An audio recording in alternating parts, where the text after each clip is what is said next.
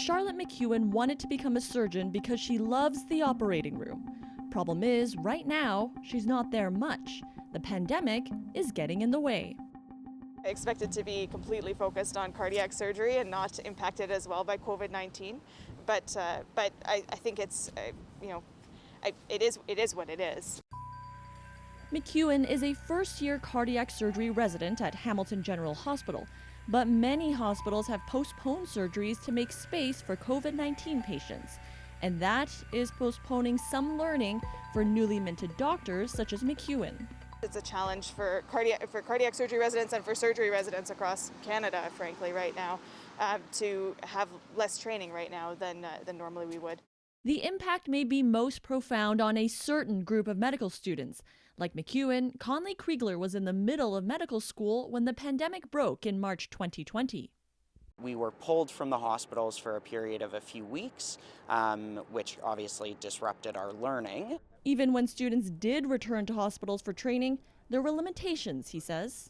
I saw smaller patient volumes and saw a reasonable amount of patients virtually or via telephone. Both graduated last summer.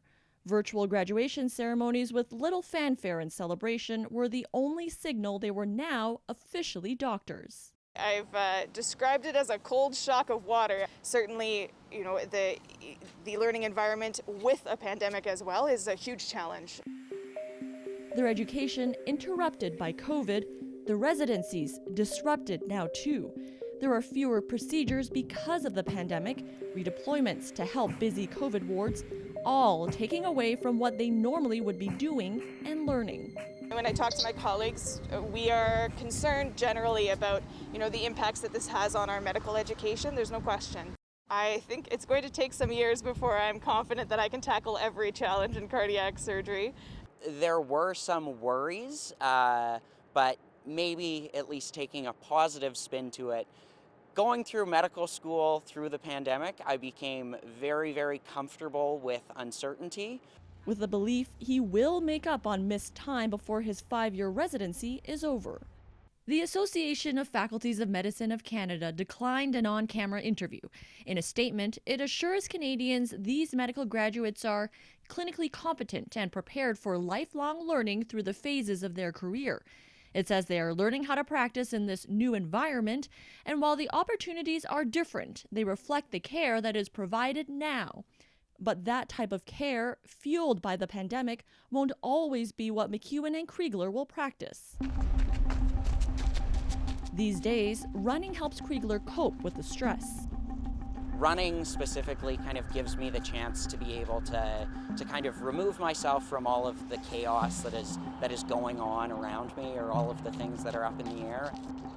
It's real life, there's going to be challenges, there's going to be difficulties, but I couldn't imagine doing anything other than what I am. In some ways, I come to this fresh and with some energy and with some support and some extra reserves. Though so much is up in the air, one thing is not.